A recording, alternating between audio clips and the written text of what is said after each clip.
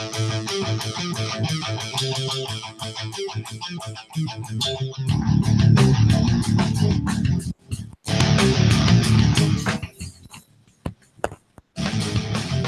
welcome to HBYOB Brewcast. That's right. We've been gone for a little while, but we're back tonight. And we're live at HBYOB.com. Click on Brewcast. Catch us on YouTube.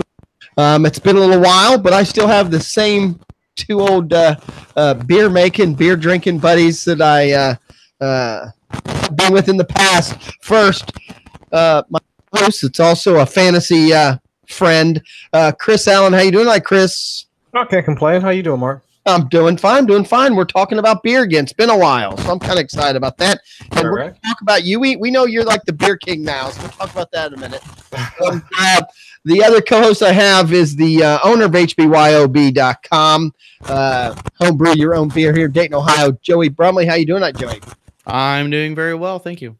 Well, good. Well, it's glad to be back. Glad to be here. I know we took a little time off to do some Windows updates. Exactly. That's what we've been doing for the last 30 minutes, at least one of us. But you know what? That's what makes it fun, right? That makes it fun that we're just hanging in there. But we like I said, we've been we took a little break. Me and Chris do a lot of fantasy football, which was the last few weeks. We've been doing a lot of that, getting ready. The season's now started. And then we also just wanted to do some, get ready for some updates and some changes. And that's what we're going to talk about tonight, things we're going to be doing in the future here at HBYOB Brewcast. So let's just, first of all, let's get right into what we're drinking tonight. Chris, are you again? Last time we did this, you were like preparing for the Hawaiian triathlon or oh shit, yeah. I don't even know what it was. But are you back? Are you back to drinking? Yeah, back to drinking. Trying to keep it down during the week, but for tonight, since it was our first show back, I am drinking tonight. All right. What are you bringing? Anything special? No, some homebrew. It was actually one of my other entry into the beer and sweat competition from a couple months back, or no, just last month actually. All right. I mean, it's not your PBR. It's not your blue ribbon beer, is it? No. Actually, I'm completely out of it now. Like I brought home pretty much an empty keg when we left. We'll talk about that here in just a second. So right now, it's just what do you have there? Is it a lager? It looked pretty light. What do you have? Oh yeah, that's just a wheat ale that I had made. I think it scored fairly well. I'm pretty happy with it, but there's some tweaks I need to make to it. All right. Joey, what are you? Are you drinking a home brew or are you cracking some store craft beer? I don't crack store bought very often. I'm drinking a home brew tonight. It is a smash beer. Nice. You like? Does it look familiar to you, Chris? Oh yes, it does. Yeah. A smash beer with, I believe, just two-row and Eldorado hops. And how long have you had that on tap now? It's probably been 2 or 3 weeks now. All right. Well, I'm the only one because I'm not brewing. I'm drinking a Lost Tunnel Brewing Company. And this is a Lily Water American Lager. Now, again, it's the Lost Tunnel Brewing Company, but it is brewed and bottled by Dayton Brewing Company. But I did go on their website, and that's just a temporary thing, I guess, which I'll ask that here in a minute because that kind of interests me. That obviously this is a company that's come up with some recipes but is having someone else brew it for them. It's a citrusy. They talk about that. Hibiscus flower. Hibiscus. Thank you. Mm-hmm. Tangerine, orange peel, sweet, but it is very light. Now it's 4.5%, but it's very, very light. Definitely a lawnmower beer. Looks like it. Yeah, but it is very good. It goes down very easily. I like it. Never saw it before. It was in the store today on one of the end caps, so I thought I'd give it a try. So looks pretty. I would say my beer so far, because I've drank it before, for being a smash beer, it's a little on the sweet side. I'm not very fond of. I do probably get some off flavors of maybe DMS. But the Eldorado hops are very fruity, and I quite enjoy them. I probably wouldn't use them standalone, but I do enjoy the hop more than the Denali Smash I did recently. Right. This is also a sweet beer. This has a sweetness to it, but I enjoy it. But let's get right into let's talk about the Chris. I'll let you or Joey. You describe first what kind of show and competition you and Chris went to. Give us an idea what it was, and then we'll talk to Chris about his entry. So we went to the Blotarian. Did I get that right, Chris? Yep. Beer and Sweat. It's a keg only competition, meaning there's no bottle entries. I believe most years there's around 200 entries, and I entered one beer. I believe Chris entered 2 beers. I guess that's about all I know up to this point. Well, I guess I'm interested in how many entries are there roughly? Is it local people? Is it national? What kind of crowd are we looking at? I would say Ohio is a pretty good spectrum. I mean, but they say it's the biggest keg only entered competition, but it is in Ohio. It's technically in Kentucky, right, Chris? Yeah, technically in Kentucky. And I think the farthest that anybody came down for the competition, I want to say was like maybe there were some folks from Cleveland, I think. Oh, wow. That's a good 2-hour drive. Yeah, I think that was the farthest I think folks drove in. I thought I'd heard some folks from like in the Indianapolis area that came last year, but I don't remember talking to anybody that came this year. But for the most part, I think that was about the farthest I think folks drove in order to come down to the competition. And then when you enter your beer, do you as entrants get a sample everyone else's beers, or is this just for judges, but there's other things there to sample? You can go in there like as an entrant. You also get in for the tasting portion that happens later on in the evening.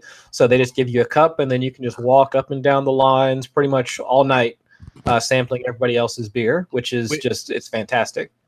Which me and Chris ate like kings last year, didn't we, Chris? And we didn't know. My God, yes. We realized this year we were kind of jerks for doing. We didn't know the catered dinner was for the people who participated in helping out with the judges and everything. But last year we ate like kings. This year we learned that wasn't for us. Yeah. Well, I mean, you got to learn somehow.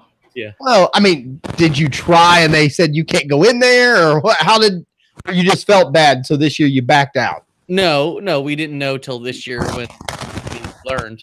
Oh, yeah. You learned because the guy with the badge said you can't come in here? No, I think someone who was part of the home brewing club that we're part of informed us that it was for the people who were volunteers of the we had event. No idea. Yeah, I had no idea last year. We just rolled in and grabbed some food. So you just sat down at a table with some random people that were like, I've never seen these volunteers before. So we went over there and sat, and they said, go grab a plate. So we're like, okay, cool. Why not? Yeah, why not? We didn't know it was for the people who participated. In our defense, we did get like sloppy seconds. So we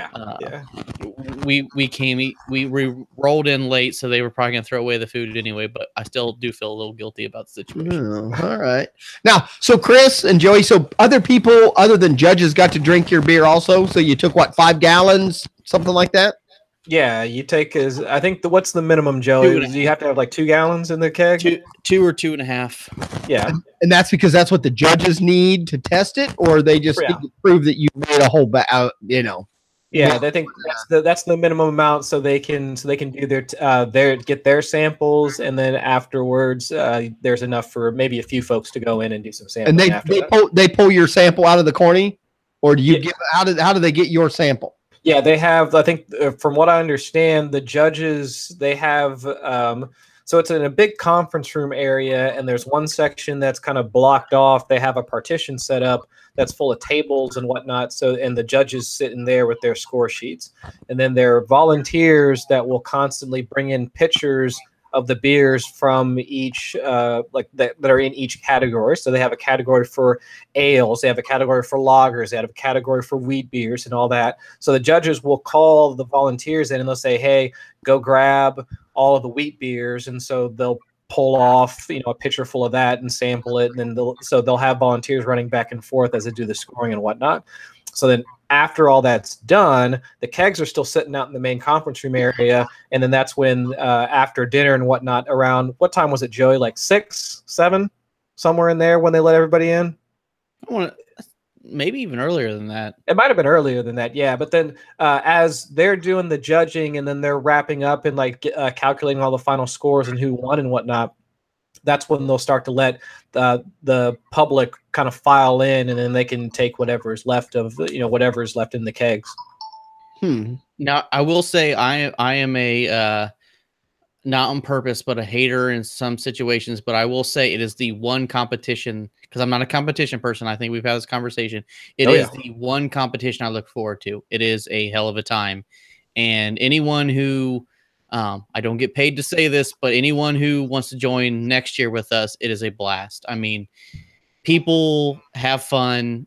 It's not, yes, there is a competition, but it doesn't feel like a competition, meaning it's more of a gathering. It's a fun gathering that there is a competition versus a competition where people gather to get results. I think that's cool. Difference between the two. It's a hell of a time. I recommend anyone who brews beer and kegs beer. Even it's what do we pay this year, Chris? Like $12 to get in? Well, yeah, I think I paid. It was like $12 for $12 per entrant, or $12 per entry. Like $12 for the first entry, and like what, $3 or $5 for each entry after that. I think I paid like $20 total for my 2 entries. That's it. And drink all the beer you can drink. I mean, it's a no-brainer. I mean, in terms of, because what, if I'm not mistaken, Ale Fest that they have down in like downtown Dayton, I think that's like between $30 and it might actually be even like more expensive to go to Ale Fest nowadays, $40 or $50 to go to that, and that's only for a couple of hours. I mean, any other beer fest. We're not talking to home brewers. I mean, this is that $12 also got you the samples of everybody else's beers. Yeah. Yeah. I mean, for entering a beer, last year it was the dinner. Yeah, exactly. And if you know where to go, right, and you get a free dinner if you know what you're doing. Exactly. I mean, you can't beat it for the price. I mean, even if you're just a novice brewer, because we talked to, I forget his name, Joey, the guy from MASH that we talked to that primarily does extract. You don't have to have like a super high end system in order to enter the competition. If you're just an extract brewer, and I take that back, if you just do extract brewing, then you can enter the contest. I mean, it doesn't matter if you're a home brewer, you can enter, and then it's so much fun. I highly recommend it. All right. Well, let's go to Joey first. Joey entered 1 beer, is that correct? Yeah. And what did you enter, and how did you do? So this is where I entered a pale ale. Right. Pale ale, and I got a score above 30, but below what I did last year. I did not place again. I lost my pale ale to a brown ale. So damn it. Yeah, that was the first thing that to me seemed odd. A brown ale and pale ale are very different beers. Why I lost to a brown ale is beyond me. So that's one thing that seems strange to me. The second would be, last year, I scored a 37 on the beer that I entered. I did not come in first, second, third, or fourth place with 37. And this year, the same category, first place, won with a 37. So I think it's kind of strange to me the way they score it and the way they lump some of the categories together. If it were me in the future, what I would do differently would be the same way that they do when breweries enter competitions, meaning if you score a certain score, no matter what category you're in, it doesn't matter. Meaning if you score, say, a 37, you win first place. You win a blue. If this is a small show, could it be one of those things where they didn't have enough pails, so they went ahead and mixed some, other things into it to make the category bigger? Or is it just that's exactly what happened. But my point is to me, it shouldn't be a matter of how do we mash categories together, and it should be more of what did that beer score. If that beer scored, say, a whatever, it wins a bronze. Well, or third place. If it wins, I think it should be more based on scores, because if I'm not trying to spoil anything in the future, throw anyone under the bus. But to me, if you want to win a ribbon or first place, find an obscure category that nobody entered in. A PBR seems kind of a good way to do it. My point is it should be based on scores, meaning say you enter an IPA and 100 other people scored an IPA, but if you're scored whatever, you win, blue ribbon, silver, gold. It shouldn't be how do we match beers that are not even, like I said, a brown ale and a pale ale aren't even close to each other. So you're saying at a bigger show, that's what happens. A pale ale can win overall, or I'm saying what should happen. I'm saying that when breweries enter competition, it basically says if you score, I don't know the answer to this, but if you score this many points, you win. You like you said, perhaps blue ribbon. You win a blue ribbon, right? There might have been 300 other beers that scored a blue ribbon. Okay. But when it comes to, say, brown ales, maybe nobody got a ribbon at all because nobody brewed. I don't like the idea of someone could brew a shitty beer and win first place. Well, okay, but it's shitty beer, but it still would have won their category. Correct. I guess I don't get. To me, like I said, I'm not trying to be a hater. I'm really not bitter at all in the sense of I've been there 2 years in a row because, like I said, it's a fun time. I'm not bad mouthing anybody. What I'm saying is somebody. What's that? And it's $12. So if they feel that this is the most entertainment and the way to judge for $12, I know why competitions do it, because when you're going to buy trophies, there's a first, second, third place. Right. So you bought 3 trophies for XYZ categories. I guess to me it would be similar. Trust me, I'm no dog show person, but I know if you take a beagle and that beagle's good enough to beat all the other beagles, he wins class. Or he wins for that breed. Then they put him in class. Beagle, I think, is in the hounds. So your dog could then be the number 1 in the hounds. So he wins a ribbon for that. No, that's what happens. Then they put him in the best of show category, where now you have the best, hound, the best hunting, the best sporting, the best terrier, and then someone wins the overall. So a dog can lose that, but they still won 2 other ribbons, you know what I'm saying? And also the best beagle, even though he doesn't win his class, he also at least won best beagle, you know what I'm saying? So they just keep moving them. So in this contest, there was no overall. Someone didn't say, Jesus Christ, out of all these beers, this one kicked everyone's ass. There's not a number 1 beer. I think there was that technically. Here's the best way I can sum it up. If I go to school and I don't miss a single question on a test, I get a 100%. I get an A+, right? Right. If I score 59, I fail the class. It doesn't matter if 1 person's in my class or 1,000 people in my class. I either get an A or an F. I don't mean it like that big, but here's where to me I think that's the way they should score it. No, I don't care what category you're in. I don't care. Well, I would say you're wrong, which me and you argue a lot in personal lives. The reason I'd say you're wrong is in school, that grade is based on something. In this case, if everyone, the highest beer was a 59, then that was still the best beer, even though in your mind it wasn't 100%. My point is, it'd be like saying like, well, there's 3 different classes. There's 3 different, freshmen, sophomore, and seniors. To me, grade point average is grade point average. The valedictorian is the guy, or is the person who had the best grade point average amongst all classes. So what you're saying is, so the valedictorian shouldn't be the person who scored the highest in science.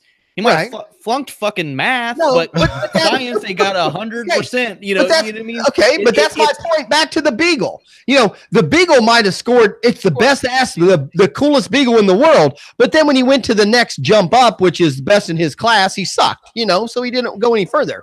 I'm saying. They didn't do that in this case. Here, one more. What they're saying is they didn't say of all the pale ales, Joey's was the best. So now we're going to put him up against all of the ales. This brown ale beats Joey. Now we're taking this brown ale to the now this hold up to the lagers and all the other beers, and now that's the best. They don't do it that way. Is that what you're saying? I don't think so. That didn't sound like it to me. That's how they do it. Okay, to me, like say 50 entries. potentially could have been first, second, third, fourth. I'm saying I might have been lumped into 50 entries versus somebody else could have been lumped into 5 entries. So you're guaranteed to place. Right. Essentially, or you're the one guy sucked. And that's if you put your beer in the right category then. Correct. If you know ahead of time, this category has 5 entrants, this has 50. I want my beer in with the 5. I'm saying if you want to win trophies, there's a very good way you could manipulate the numbers to do that. All right. I mean, that's all I'm saying. And I agree with you. I just like arguing with you. And don't get me wrong. Like I said, as much as I am a competitive person, I am probably one of the most competitive people you will meet when it comes to things that are subjective, like beer or anything like that. I completely throw that aside because I know it's opinion. It's subjective. Some people would say no, beer's not subjective. Something I like, you don't like.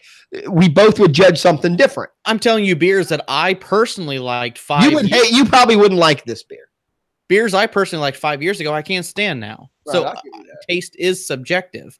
And so anything that's like that, I'm just saying, and here's the reason why. Like I said, never give me a trophy. I don't care. Or a ribbon. I don't know what you get because I've never won any of them. I've won one beer brewing trophy in my life. Here's what I'm saying. If someone brewed a beer that scored so many points, it should go to a higher up competition where it's not world class. It's world class because the winner of this competition goes to best in show worldwide. I want someone who's a home brewer to be recognized nationally for a beer they brew that is phenomenal, not just locally.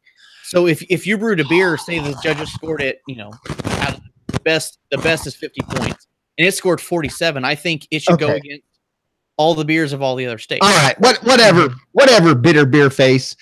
Just let me talk to a guy who did win. I bet he thinks the judging was damn fine. All right, I'm gonna move on from the bitter beer judge guy and go right to Chris. Chris, I want to know what you thought of the judging system. Well, to be quite honest with you, I thought it was kind of flawed too because didn't we have the exact same score, Joey? Like I thought we both had 37. Chris won first place and I got squat 2 years in a row. All right. Well, Chris, I did hear because in the past I've made fun of you if you're like 23 or whatever it was. 23.6. Yeah. So, but you did. You actually were acknowledged. You actually, yes. No, not acknowledged. He won his category. He won, right? He's got the blue ribbon. First off, the blue ribbon. No, I just want to know. What's there? Show it, baby. He is reaching. Oh my! Tell me you're still on the stage and somebody put that on your neck. No, Chris, you're gonna hold up and talk. No. Hold up. Hold it up. Right, that's it. Okay, wait. Can we now say this is an award-winning podcast? It is an award-winning podcast. This is an award-winning podcast for Chris Allen for his. What's the name of that? What did you win with? What was the idea when you started? What was the secret recipe that Pabst would even want to know at this point? Because that sure looks nicer than any blue ribbon.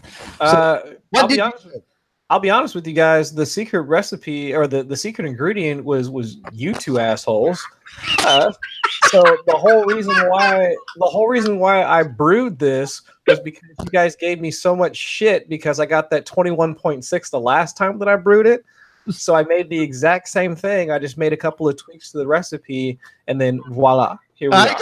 I got you. So this is like what, motivation beer? Is that what? Exactly? Yeah, and I'm not kidding you. If you go to Bloatarians, like if you look up the results for the competition, the name of the recipe when I made it, it's called I Am Fruit.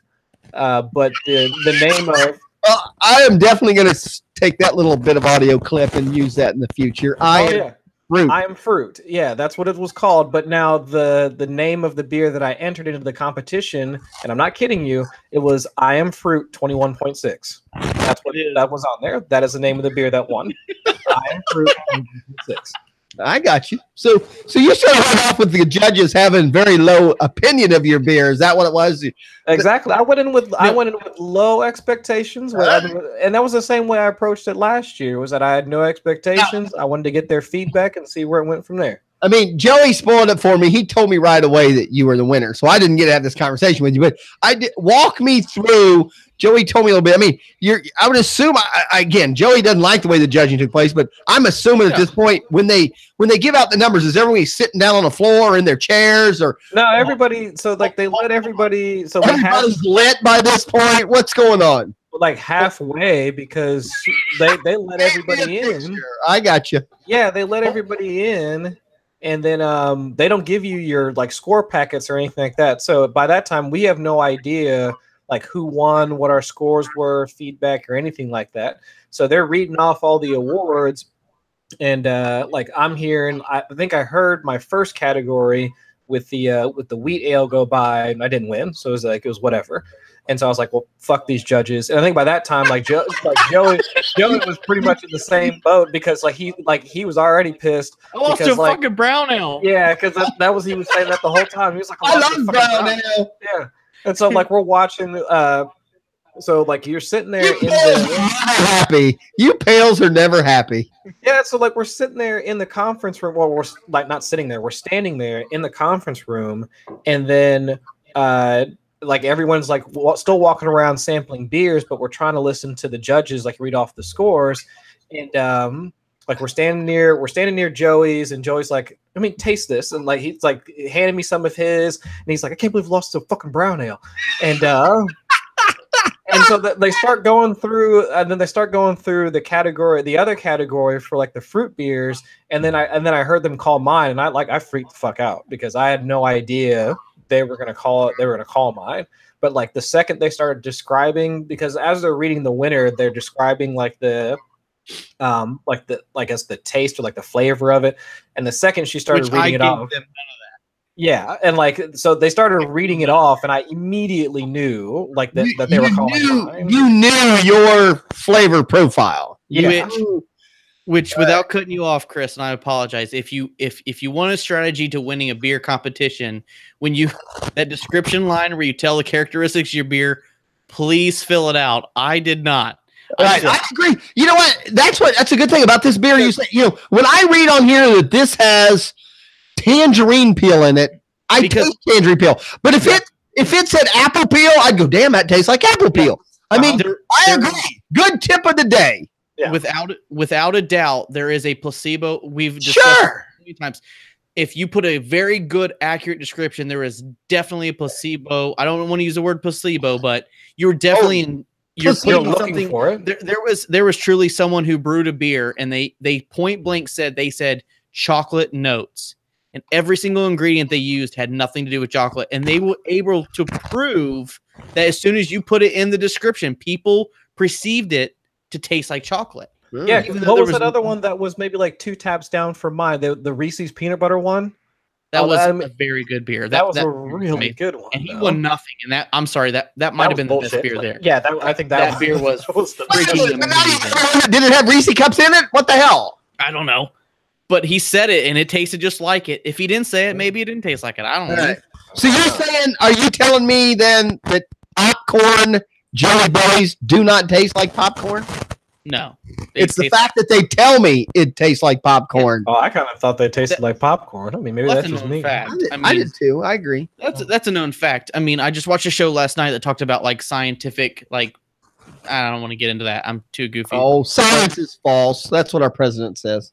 I'm just saying the one thing you did, Chris, very well, because you knew you won before I knew. You looked at me, went, ah, and I went, what? Like, because he put a description. I'm quite frankly a dick like that. Here's my beer. Judge it for what it is. And that one competition that we entered in, Chris, that I scored the worst I've ever scored because it was one of those. They wanted to know your ingredients. I was like, no, I'm not telling you my ingredients. Oh, the one down at Rheingeist? If you're these great beer judges, I shouldn't have to tell you shit, right? You should know everything. And I scored the worst I've ever scored. You a dick. So my point is, if you want to win it, we should write a book, Chris. It's how to win. It's how to get the most. the most No, bling. no. I don't think we should write a book because you've never won shit. Chris, No. should write a book. Hey, wait. I did win a competition. However, I broke the trophy before it made it. But I will show. If you want me to send you a picture of a broke trophy, I gladly will. I am just excited now that I can, say in the title that HBYOB Brewcast, an award-winning brewcast. Yeah. All Is right. that what you got? Is that I You can gotta talk, Chris, so everybody talk. can see it. You gotta talk, show it and talk, Chris. Oh no, he's got his earphones out. See, that's Yeah, why you that's don't know the- how to wear your sets. Yeah, that's the other. I mean, that's the other one that they gave me. All right, so you got a mug or a glass that's engraved. You got a ribbon. Now, did they publish your recipe or anything like that? Or No, that was only for Best in Show. I think Best in Show, they supposedly their recipe gets brewed at some local brewery or something like that. So then you went on. That's back to my thing with the Beagles. So your beer went up against Best of Show and lost. Oh yeah, bastards. So was that tell me it wasn't the brown ale that kicked your ass? We didn't even stick around. I think by that time, I got my stuff. I think, and by that time, we were already on Waffle House. Don't let them lie. Now, yeah. You guys had a motel, right? You stayed. You didn't have to drive home. We stayed at the place where they had the competition at. All right, that's good. That's good. You want to? We drank very responsibly. I seen my Uber bill the next day. Well, good. You don't want to. You don't want to go back and drink some more. To be quite honest with you, You did? No, we should have. Oh, I went to sleep immediately. Yeah. Well, I'm excited. That's cool. So we can't make fun of you anymore. Now you're at 36. Is that what it is? 37. 30. Oh, God. Sorry. 37. 37 first place. I scored 37. First place. First place. There's space. We are a award-winning brewcast. I love it. Well, congratulations. I'm proud of you. Now, now you said you drank it all. Are you going to rebrew that? Is this a recipe you can rebrew and share, and we can maybe have a testing one night on a show? I'll probably do it in the springtime because the grain bill for that one was really fucking expensive. It was I think $60, $70. All right, somewhere in there. But I'll probably do it. I'll probably do it at some point, in the springtime or something like that. I just want to know. I don't think I've ever tasted other than Pabst Blue Ribbon. I'm not sure I've ever had an award-winning beer on my lips. So I'll get you some. Next year, I will brew some, and there's some tweaks. Even more tweaks I want to make to it. So you'll have the new and improved. Never happy, are you? So, you beer makers are never happy. No. So before we move forward, I want to make sure I say congratulations, Chris. I really wasn't trying to take anything from you. No. And honestly, the beer and sweat that the competition is at, that's just the way they judge it. It's not just that competition. Well, sure. That's always the point. You got to know ahead of time. I'm honestly not throwing them under the bus because that's just the way competitions are. Right. I'm just saying there is a distinct difference between breweries that do competition and home brewers that do competitions. And I think that should be it should be the same. I like the way they do brewery competitions. Well, again, let's put it in terms. It's not against the beer and sweat that we entered in. It's true. That's the way they do it. That's just, no, but in terms of other things that me and Chris talk about, and you, Joey, I mean, it's like fantasy sports. You got to know your rules. You got to know the payout in your league. Some leagues pay heavy on one end, some spread it out, and the same in poker. The game can change a little bit if the payout is heavy ended or if the payout is a big crowd. You know what I'm saying? So, like I said, if you want to win trophies or medals, I don't know what you get because I've never won any of them. But if you want, you need to know ahead of time. No, my point is they're definitely without a doubt when it comes to homebrewing competitions. If you want to win medals, there is a strategy for it. Right. I'm just saying there really is. It's even like some of the barbecue making shows. It's like in poker, table selection. Where are you going to play at? Table selection's key. I mean, with like I said, beer brewing competitions, obviously choosing what style of beer you brew is key. Right. I really do feel that way. That's the problem with me is if I want to be in the most competitive beer category possible, which I would assume is IPA, you should get, like I said, I've scored first place beers that I've known multiple people have won first place, and I've not got nothing. I'm not even fourth place, because obviously that year people brewed better beer than me, and that's great. Don't get me wrong, but they should go further than just a local competition if they brewed beer that good.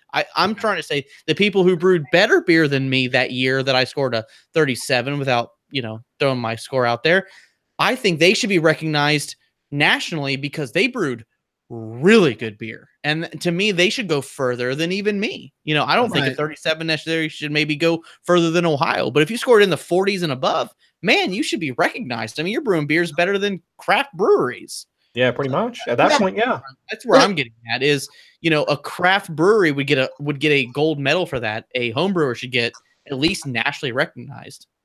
Right. But like I said, it's like the barbecue things. I've even listened to interviews of these, the people that enter in these barbecue contests, and they'll even tell you the final product that they may win with, they don't even think tastes as good as something else. Fair because they have to make it to meet the judges' criteria and or taste. And they'll tell you that their recipe might win one show, and then they'll move to another contest, and then a show they don't even place for the exact same recipe because that set of judges have a different style or taste profile that they're looking for. So I've actually thought that before.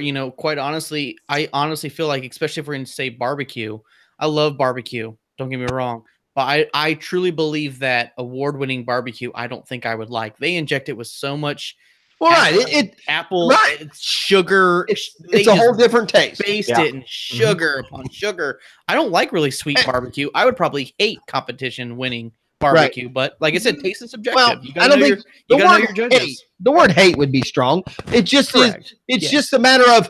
It's just different. Well, no, it's like the 8-year-old girl winning the beauty contest. She looks like a 26-year-old, 8-year-old dressed up, and I mean, it just, there's a lot of lipstick on the pig sometimes, but if that's what the judges want, then that's what you have to know and be prepared. So, well, congratulations again, Chris. We're proud to have you. I mean, there's a lot of brewing podcasts out there, I'm sure, that want you and all that, but we got you. That's what's important. Absolutely. We have the award-winning Chris Allen with his, what'd you call it? A 21 fruity 21. I am fruit. 21.6. I am fruit. All right. Well, good job. Congratulations. Let's do a little home brewing. Joey, I go to you in the store. What's new and exciting in home brewing right now? Again, we haven't had a show in a while. Maybe something in the store, or just maybe certain ingredients that have become popular this time of year. What's hot right now? A couple new hop varieties, a couple new yeast strains, mainly actually winemaking ones. We're planning to do a few advanced classes to get into the wintertime. That's really about all that's going on right now. Advanced classes for brewing or winemaking? Yeah. Beer brewing. That is typically what we focus on for the most part. Okay. We do. I want to do some advanced beer brewing classes for the winter. Because when a lot of people get beer making kits as a Christmas gift, we can start back to doing the beginners classes in the spring. And you do that in the store? Yeah, we do them in the store. Is it like a couple hours long? How does that normally work? The beginners classes are about 2 hours, and we've actually never done an advanced class. So we're going to try to pack it in under 3 hours, though that may be a little difficult, but we will. I mean, it's not like any award-winning brewers that could help you out, or maybe you would want to be there, but I got you. That'd be kind of fun. Maybe also, I'll be in the back taking notes. What are you talking about? Maybe that's the kind of thing we need to do a live show at. Maybe you get the people, we do a little brewing, a little show live on YouTube with a bunch of people learning how to brew. Maybe that'd be kind of fun. When you say new strains, I know you said wine. What in beer itself? This time of year, I pay attention because I am one of those. Again, I'm not the brewer of the group, but I like a lot of the Oktoberfest. I like a lot of the spice beers that'll be coming out here pretty soon. It's the season. So in the store, do you see that change? I mean, or did that already take place? Did people already brew that beer and it's now in their kegs or fermenting, or is that what they're brewing now? Yeah, so I'm usually a couple months behind on beer trends because I like to use up the yeasts and ingredients that brewers like to use. So I have an Oktoberfest going on right now. So we will be drinking my Oktoberfest in probably November or December. That's probably the one trend, and we're going to get into like pumpkin beers are very popular about now. Winter beers like full of spices and things like that. So we are gearing up for the more darker. Okay, so people come in. I mean, do you see that this time of year? People coming in and saying, "Hey, I want to make a pumpkin spice beer. Or I want to make a winter spice or a winter, cinnamon or something like that."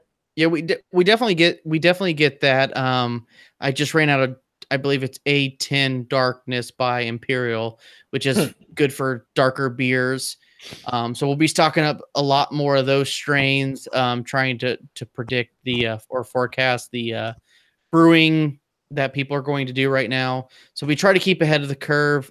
It's a little difficult, but now, that is definitely something I work towards. But because I like the spice, the cinnamon. I mean, is it truly cinnamon, allspice? What are they adding those to the actual beer when it's being brewed or when it's being fermented? Well, that's the thing. I mean, everybody's got different brewing strategies. Okay. And so a lot of people come into the store with wanting us to put together recipes, and I don't have any problem helping people out. However, it's difficult because especially now the lid's blown way off on brewing, and there are very, very different brewing procedures nowadays. And so I hate to steer people to something that they're not comfortable with. So recipe wise, I'll help out in any way I can, but I try to not steer people to one direction because that's the fun part. I don't know everything about brewing, and I don't claim to. Right. And like I said, beer brewing is still something that's constantly evolving. So for me to say you got to do this recipe because it's the way you do it is wrong for me to say. Well, let me ask the award-winning co-host, what kind of do you gear up for a spice beer or a seasonal beer, or what are you doing right at the moment? Oh, well, you can ask Joey. I mean, I've done a pumpkin beer pretty much, I would say almost every year. At least I try and do a pumpkin beer every year. So within the next, so let's see, today's September 18th. I would say within the next week or so, I'll probably be gearing up to do one, to have it ready for, like mid-November, somewhere in there. But yeah, I do like the seasonal beers. I know it's, I would say it's considered to be fairly trendy and almost overhyped to do like pumpkin beers or something like that. But I mean, at least for me, I do like the flavor, and as long as it's not something that gets shoved in your face year round, I do like brewing them. As a home brewer, obviously, as long as you like it and you drink the 5 gallons, it's on you. Yeah, exactly. I mean, it's not like I'm rushing out to to buy this year's Southern Tier, the Pumpkin or anything like that. It's just something that I prefer to have. So the pumpkin beers, I've had a few, and they're okay. I guess I'm the next season over. I like the winter spice beers and all that. And that was my question. So you're just starting to pumpkin now. So we're still maybe a month or so away from where people are doing the seasonal winter fest or whatever they want to call them and that kind of stuff yet. Yeah, thereabouts. I mean, I would say probably. So if I do the pumpkin beer this month, probably in October, I'll be looking at maybe putting together a recipe for a winter warmer, or maybe like a stout or something like that. It'll be ready around like Christmas time frame, somewhere in there.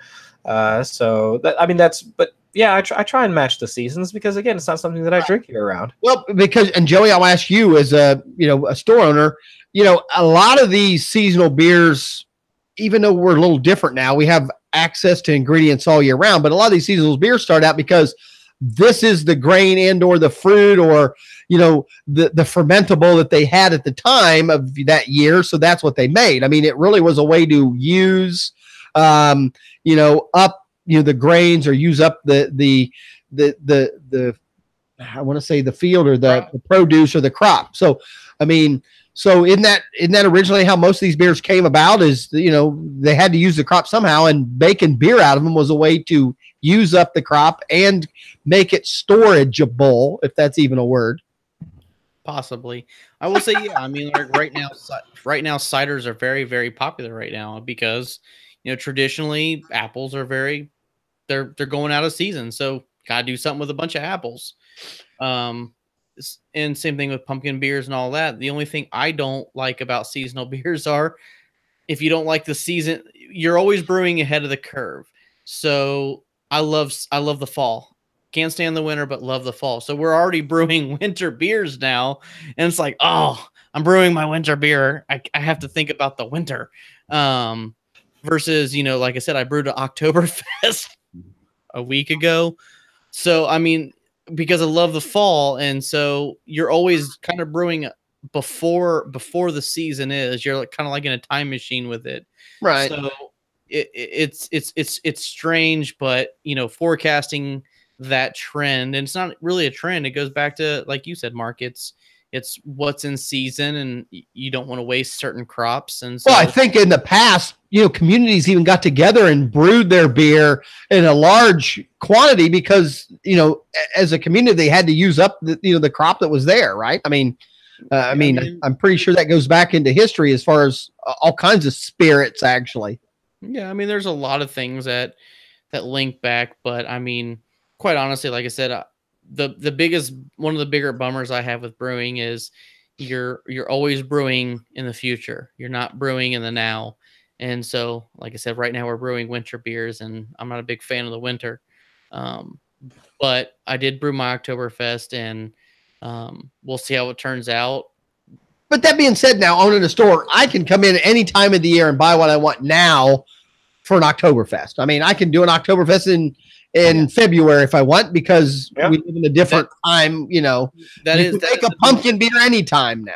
You can make any beer year round now. I mean, back to canning and everything that we have going on now. I mean, nothing stops you from brewing an Oktoberfest in the middle of summer. Right, because we have ingredients available. And temperature, fermentation, my beer's in my chest freezer downstairs right now, fermenting at 54 degrees on the dot. I mean, there's control that traditionally we took advantage of times of the year and crops that we had, but nowadays you can get watermelons and different crops year round because they come in from California or shipped. They're picked before they're even ripe, and all kinds of different things, or grown in greenhouses. Right. So, and, brewing traditionally still stays the same, but at the end of the day, if you want to have whatever style of beer you want, it is available year round. All right. And I always tell people, brew what you like. Don't brew what's seasonal. And I don't mean that literally. What I mean by that is, if you don't like pumpkin beers, don't feel like you got to brew a pumpkin beers. 5 gallons is a whole lot of beer if you don't like it. Yeah. I break my own. I'm a hypocrite. I brew stouts 2 or 3 times a year, and they last forever. I don't like stouts. I enjoy them in small moderation. Don't get me wrong, but every time I run out of a stout, I go, "Ooh, I got to make this stout or that stout," and then I brew it, and the first 5 glasses are fantastic, and then go, "Shit, I'm stuck with stout for the next 6 months because I don't want to drink it." Right. So I still tell people, ultimately, if you don't like pumpkin beers, don't feel like you're in a vacuum that you have to brew the popular beer styles out there. Brew what you like. Well, plus a lot of home brewers. I think the most I had at one time, I had 2. I could support 2 cornies at a time, so I had 2 different beers on tap, so that helped. I think Joey, you have obviously more than that. So obviously, the more taps you have, the more experimental you can be because you have other options. If you're a person that's only got one tap system or the ability to only really drink 1 quart at a time, you're right. 5 gallons of an experimental beer can seem like forever. Yeah. So that's the other thing. I just added another tap to my system, and reluctantly, it's root beer. So, even if I'm not in the mood for beer, I still have something to drink that's on tap. So I've now got soda going. And so, how many cornies does your tap system support? I think you have a converted freezer, right? 5. So that's the thing. I have 5. You can have 20, 25 gallons of beer on tap, so you can experiment, knowing that, all right, I don't have to drink all this. Fair enough. In the next 2 months. But that's the thing, when you've got 3 beers you love and 1 beer you're so sick of, it stays on tap forever. And now you're just wasting a tap handle on something you never going to drink. Barely ever drink. I mean, it sounds like a problem solved, but at the end of the day, if you're not brewing beer that you enjoy, I mean, it just sits there forever until you. And again, we've had that conversation on the podcast before. We're always chasing, even if you really like it, you don't always brew it again because you think you can come up with something better. Chris has already talked tonight about making improvements on the award-winning beer. Oh, we're always making changes. Yeah, without a doubt. So, and then obviously you make those changes. If it doesn't work out, you're still stuck with 5 gallons of it. Well, that's the great thing about, but that's also the great thing about being a home brewer is you don't have to follow trend. Back to what we're talking about. You don't have to follow trends. You don't have to follow seasons. Brew what you love. I got you. All right. I'm right. You know, there's 3 of them say IPA behind them. Obviously, I like IPAs. You know, and the 4th one that's some stout sits there forever. All right. So you have fun. Well, let's talk a little bit. Why did we take a break? What are we looking at in the future for the Brewcast? What are we hoping to do? What are our customers or your customers asking for? So in the future, I think, however, whatever everybody wants to do is fantastic for me. We can talk beer. We can talk home brewing. We can do reviews. We can do whatever you want. As far as content goes, I would like to do at least possibly every other week now. I know you guys are doing our hot and heavy into fantasy sports. I guess kind of, you know, where does that go with your guys' setup and where do you take that? Well, I mean, I guess I think we talked a little bit too that we were hoping to get a little more involved and maybe a little more production where we have some videos that we might be able to show, some of that kind of stuff where if somebody truly wants to maybe learn a process, you know, hopefully we can go that route. I think all of us have decided at some point we'd like to do a live either in the store or maybe at, you know, one of, you know, an actual brewing event, maybe where we're brewing or doing something and maybe we go that route. So, yeah, I don't think we're going to be every week. You know, during the football season, yes, me and Chris do a podcast for fantasy sports on Wednesday evenings, and I know Chris does a few others. I've now set up where I'm doing it now one on a Sunday, so you know we're doing those shows. And unfortunately, fantasy sports, unlike brewing, you know, if you're not up to date and being current, it's a waste of information, you know. So, right. You know, we kind of have to commit to doing those every week and, you know, every few days. So we're hoping to bring you listeners, you know, better information, even though we're going to go, you know, maybe to every other week or every third week kind of thing where we can add some videos or some training. And like I said, maybe live events where we're doing, you know, something like that. And I hope we can make that happen. So that's kind of our goal. They go to the website or they go to the store. Feel free to, you know, bring it up with Joey. You know, things you guys would like to hear or see or talked about. And yeah, we discuss this all the time. And some of it is because Joey doesn't like, you know, the stigma of judging or, you know, being this or being a judge. We're not experts, but, you know, still regular people like to have regular people's opinions on things, you know, and I think that's what YouTube and some things have changed now. We don't have to have some judge, you know, tell us that's the best beagle. We can look at that beagle and say, that's a fine ass fucking beagle right there if we want. So, you know, I think that's the fun part of this is that if we decide we want to, you know, every few shows, all of us come up with the same beer and actually, you know, Joey don't like the word review, but at least give you our opinions. You know, we all have, you know, put down a few 12 ounces. I mean, we have an opinion on what we like.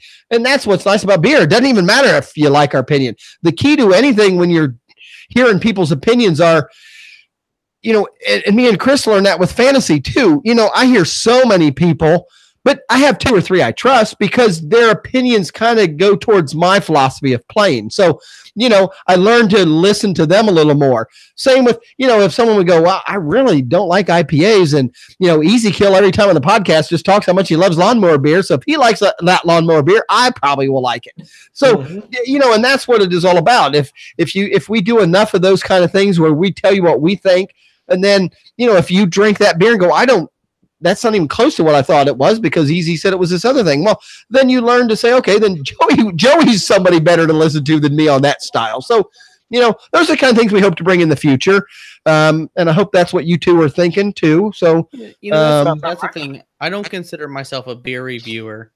At the end of the day, I homebrew.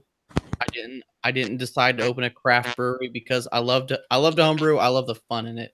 And to me, like I said a million times, whatever keeps you homebrewing, whatever is fun for you, whatever beers you like, do it. Right.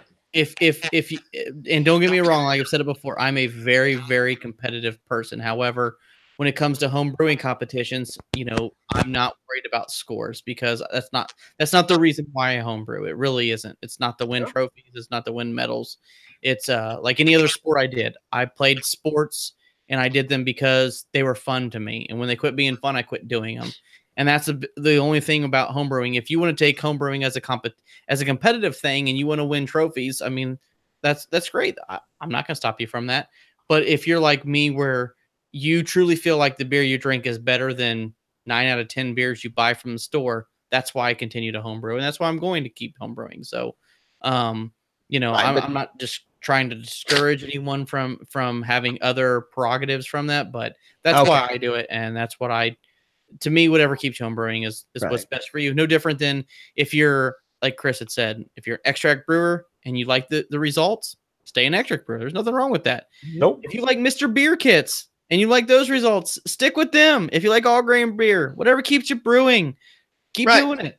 Well, that's the point. That's why I think the three of us reviewing a beer and giving our opinion is not far-fetched. Meaning, we're still just going to give our opinions. And if people learn to trust that opinion, it's like me and you have this all the time, because me and you have very different movie opinions. So when you tell me it's a great movie, I question that, because we have different, and I know if I tell you a good movie, I'll probably never watch it, price or liked it. So, we just kind of have that. And as long as you know that, that's why there has to be enough people out there giving their opinions so that you can find the one opinion you trust more. And, so you can say, hey, I really like a nice, tangerine peeled light lager. And, they talked about one today and he liked it. I'm going to try it. So, and hopefully over time, you'll get to learn. I've got a lot of customers in the store. We learn each other's palates. Right. And quite honestly, if I like certain beers, I'm not going to sugarcoat it. If I don't like a beer, I'm going to tell you I don't like it. I'm not going to lie and say, oh, this beer's great just because it gets good reviews on whatever.com website. I'm not going to do that. I don't. Every beer I've ever drank on cast, I truly don't even look at the scores before I give my opinion. But as you learn my palate and your palate, Mark, and Chris's palate, maybe you will take our advice, because if I don't like it, my palate, or Chris's palate, or Mark's palate, and to me, that's the best way you can be authentic. I personally, I'm not a big fan of lawnmower beers, but Mark, you are. So as the show grows and you learn our different personalities, maybe you will take our advice. And if you don't, there's no harm against it. I'm not a beer judge. And again, we are an award-winning brewcast. And Chris, I know Chris too. Chris, you're probably going to be more than willing to give your opinion. Oh, of course. Yeah, why not? That's what we're here to do. And it's not and we say give opinion like it's something negative. Mm-hmm. It's more just feedback. It's our thoughts on, how we would, or what we would prefer, or thoughts on if we're talking about a recipe, how we would change things up. It's not to say that when you give your opinion, it automatically has to be something. Oh, right. I think Famous Amos cookies suck, but there's other people out there that think it's a damn good chocolate chip. That's the thing. Like I very much, if I don't like something, I'm not gonna sit here and say, oh, this is the worst thing I've ever drank, because I know it's my opinion. Amen. This isn't my cup of tea, and it's not that's what we do. And I'm never going to just point blank say, never drink this in your life. This is terrible. That's not. I'm never going to do that. You're never going to hear that from me. Which I think when we did our opinions back in the when we did a few casts where we talked beer. That's the point, though. We didn't say good or bad. We just said if we liked it or not, and if it met our taste. So I think in the future, though, that's what we're going to go. It won't be every show, but we're going to, try to mix up a few shows where we, we're all three drinking the same beer. A few times we're hoping to even maybe make it a home beer where one of you either made it or that we get a hold of somehow. And, that's what we're hoping in the future. So, you people out there, stay tuned. Feel free to contact us. Let us know what you want us to talk about, and shows or something that visually you want us to see. And again, even in the future, showing maybe some new equipment or things like that, or maybe how to use some equipment. So that's where we're headed in the future. So, stick with us, and we think it'll be worth the wait. for us to get there. And again, hey, the three of us do it because it's fun. You know, Exactly. We enjoy drinking a beer. We enjoy talking. I've wasted more than a few hours chatting with both of you. And Joey, we can't even count how many hours we've wasted hollering at each other. So shoot, we wasted one waiting for Windows to update today. Hell yeah, that was a ball. It was a blast. My CPU is still banging away. Still whatever banging. it's, Oh my gosh. whatever It's it's gonna die. processing. I'm surprised that thing isn't up in flames right now. It sounds like a jet engine. I would move my microphone if I could, but I'm not. All right. It's real. Any last words, Chris, that you want to say? Or, I mean, we'll let you go first since you are the award-winning beer brewer here. No, happy to get back into it. To be quite honest with you, I haven't brewed since before the competition, so there's plenty for me to get back into, and I'm looking forward to it. So yeah, I'm ready to do it. It's kind of a break, actually. Me and you were pretty into fantasy. I was dicking around with fantasy football shit before we got on the air, and I know I'm going to get into it as soon as we get off the air. It actually gave us an hour of not having to worry about any fantasy stuff. Sure. You know, it gives us a little break. There's nothing like drinking before you set your waiver wire. Exactly. Joey, anything going on at the store? Where can people get a hold of you? So you can contact me at joey@hbyob.com. You can visit our website at hbyob.com, and I believe all the other links are in the description for our social media. All right, and I'm Easy Kill. You can get me on Twitter at A Fantasy Fan. Me and Chris do a Fantasy Fan Sportscast live on YouTube, and it's a podcast that can be downloaded. We do that every Wednesday night. So, anybody wants to listen to us talk about fantasy while we're drinking a beer too, maybe even sometime. We appreciate everybody coming out tonight. We missed doing this. We had fun. We'll be back here in 2 or 3 weeks. We'll send out an announcement, let everybody know. You go to the website. I'm sure once we have a better schedule, we'll put it on there. So, everybody, thanks for coming out tonight, and say goodnight.